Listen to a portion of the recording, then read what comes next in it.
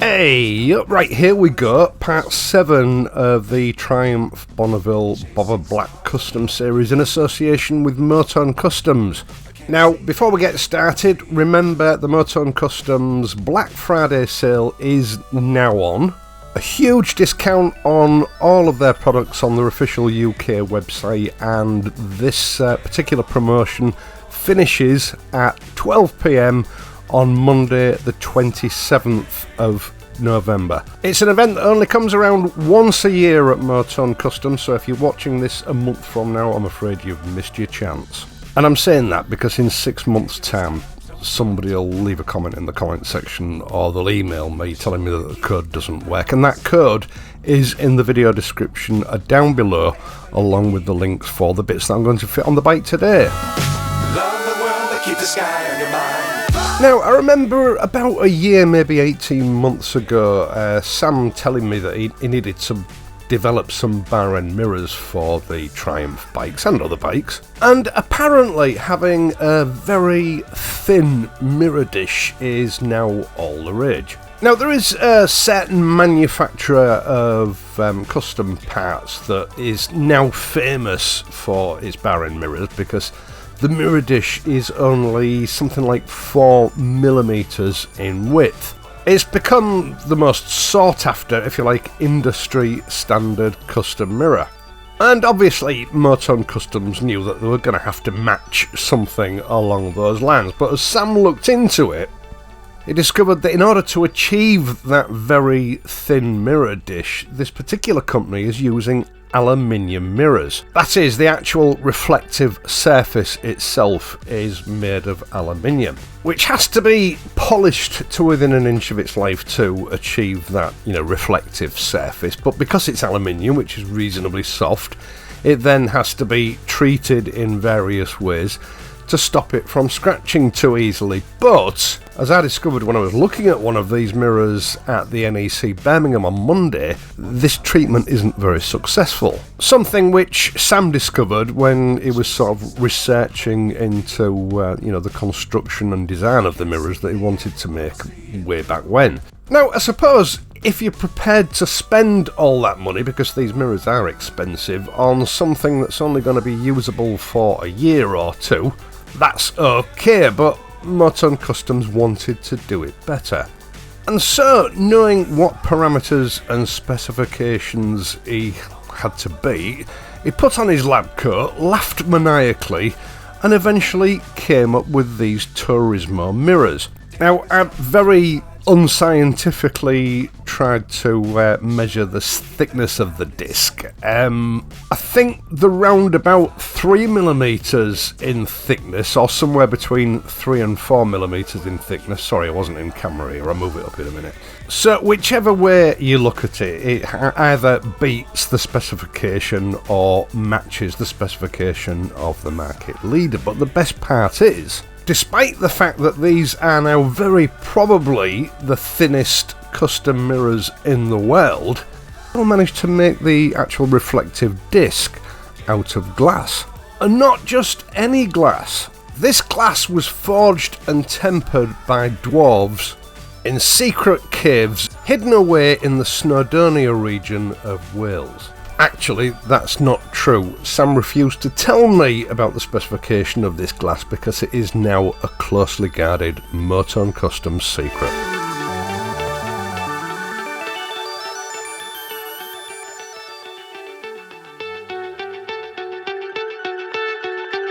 What I can tell you though is that these mirrors not only meet TUV standards for strength, anti-scratch capabilities and reflection, they actually exceed them in some cases by up to 40%. So, they're exceedingly good mirrors. I've seen the certificates. So, the big takeaway is that the actual reflectors on these mirrors, unlike the competition, won't scratch. You could possibly do some damage with a diamond, but other than that, in normal use, these mirrors are going to be just as resilient as any other mirror on the market. Now, these are the Tourismo mirrors. MOTONE have come out with another mirror as well, but I'm not going to deal with that in this video. There is the Turismo Type R, or regular size, which is 100mm in diameter. That's the actual reflective surface. And there's Type S, which I presume means stealth or small, which is 80mm in diameter.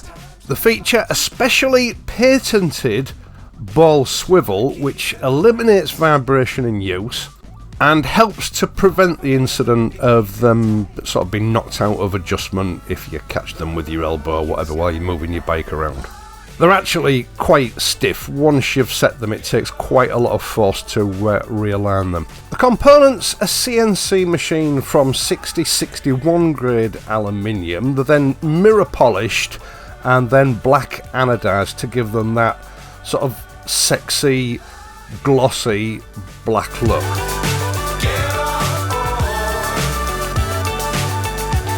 Very lightweight, but they're also very strong. And as far as I could tell, all the exposed components and fasteners are made from stainless steel. These are designed to fit the sort of standard fittings on the end of the Triumph Bonneville models. And the mirrors are as fully adjustable as you could possibly need on any application.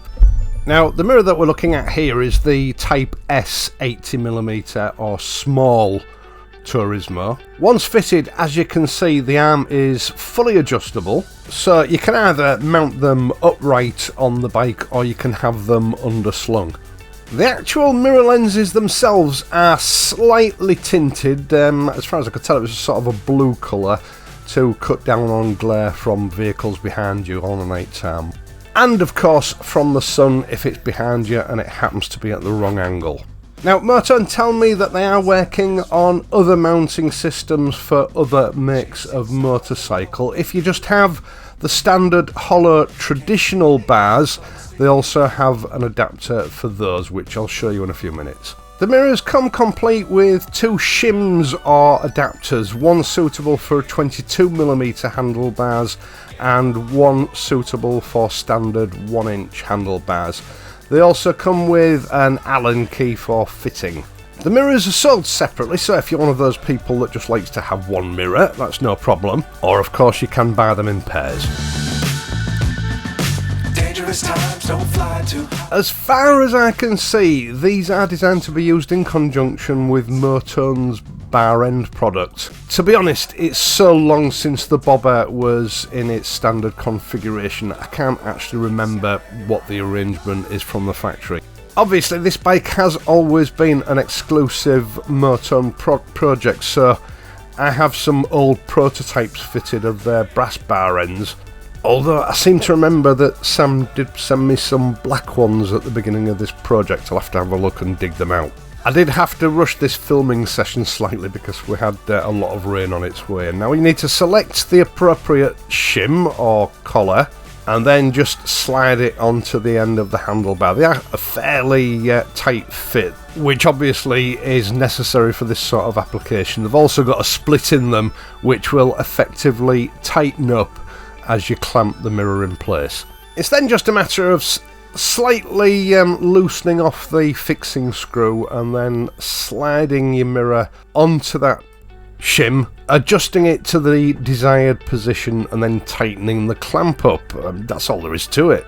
These should fit all the current liquid cooled Bonneville models. For the bobber, because I sort of got rained off at the end of filming, I left the R-type or the regular large 100mm type on the bike, but I think I will be putting these 80mm ones back on. I am hypnotized.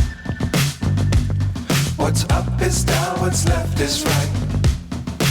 You then just need to decide which of MOTONE's bar end finishes you've chosen and refit it or fit it if you haven't had them on before.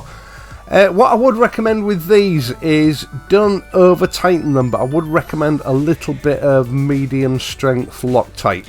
Because if you go mad and really tighten them up, what they actually do is it pulls the collar on the mirror into the rubber grip. Now, it's not really a problem on the left hand side, the clutch side, But on the right hand side, you need to make sure that you've got sufficient clearance for the throttle to work properly. I mean, these bar end finishers are not structural, they're simply there to sort of finish the end of the bars off, as the name would suggest. Just there to make the end of your bars look nice. They're not structural.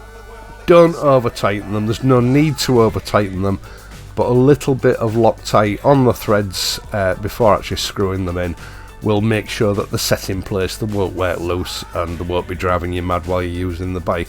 Just make sure on the throttle side, as I've said, you've got proper operation of your throttle when you complete it.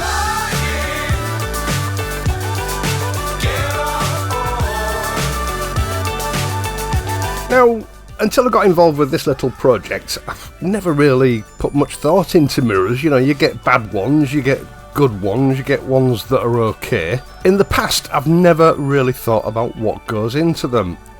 One thing I am sure of, and I'm constantly surprised by Motone, is that they always go the extra mile with their products. These mirrors are not cheap, but I think the price is reflected in the quality of the materials, the quality of the engineering, and the fact that they've pushed the boundaries where glass technology is involved in this sort of application. These mirrors definitely set new standards for custom bar and mirror applications.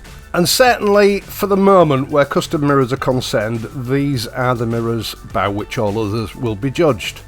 Now, for those of you that have traditional handlebars, you know, hollow handlebars, this is Motone's Exacta adapter. No, that sounds silly. This is their Exacta mounting adapter. The mirror's designed to go on that black engineering grade plastic fitting on the end. You simply insert it into the bar, whether it's 22mm or 1 inch. It then expands by turning the Allen key on the end until you've got a good tight fit. Right, I think I'm coming down with a bit of a cold. I've got the sniffles and a sore throat. Probably picked it up at the NEC in Birmingham on Monday. So I'm going to go and have a lay down now. Once again, thank you so much for taking the time to watch this video and my other videos, and in doing so helping to support this channel. I really do appreciate it. I would also appreciate it if you would leave a like and subscribe to the channel if you're not already a subscriber. You can support the channel in other ways by means of my Patreon page or via the super thanks button down below.